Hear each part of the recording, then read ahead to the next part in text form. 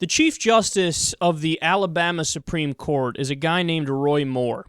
Now, we've spoken about him recently because he basically said, I don't care what the Supreme Court says on the issue of gay marriage, I'm not going to allow it. So this guy is an uber conservative, and he's a clown, and he's a so-called family values guy.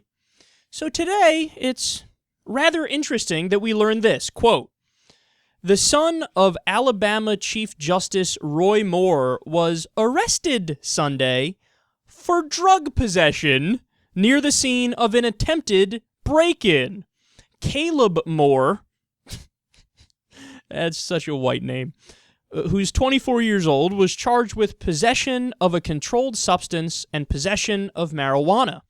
Officers responded to a report of an attempted home break-in. They found 5 men, including Moore, outside near a pickup truck that smelled strongly of marijuana.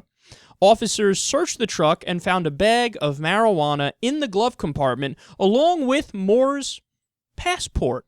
Several Xanax pills also were found in the bag. Moore was arrested and taken to the city jail. He was released on bond totaling $8,500. Here's the best part.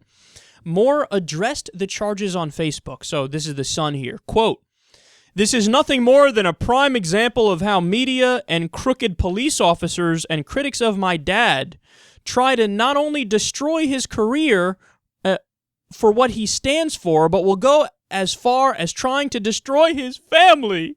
I am not a drug user, as the drug test taken today will show. As for the malicious possession charges, justice will be served. Yeah, I'm sure it will, man. I'm sure it will. Now, in January, mind you, this same little snot-nosed punk told AL.com, quote, I've done nothing more than any other college kids. Because of who I am, it gets blown out of proportion. Since then, I've got in a closer walk with the Lord. What Lord would that be? The Lord of purple haze and pharmaceuticals? Okay. This, I'll bite my tongue. I'll stop going too far here. This kid, this is his 3rd drug arrest. His 3rd one.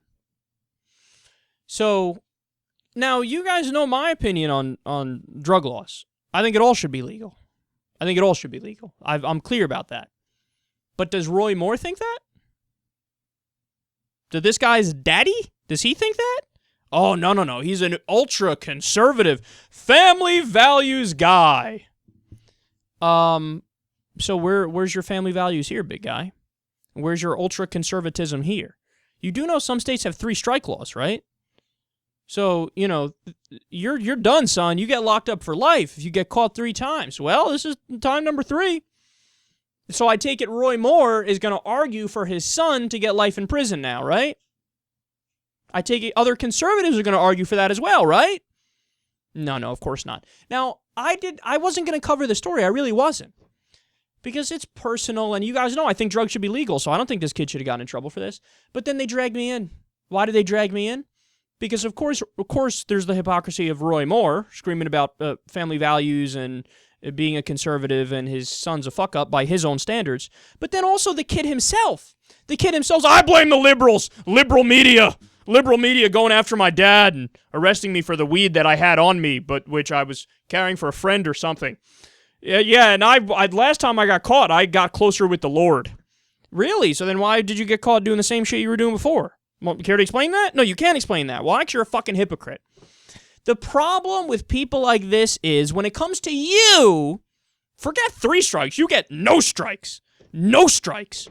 You go to jail right away if you're a black guy and you're caught with any kind of drugs. If you're a gay person and you want to get married and raise good kids, well, sorry, we're not going to let you do that because you're gay. So you're just not going to be allowed to do that.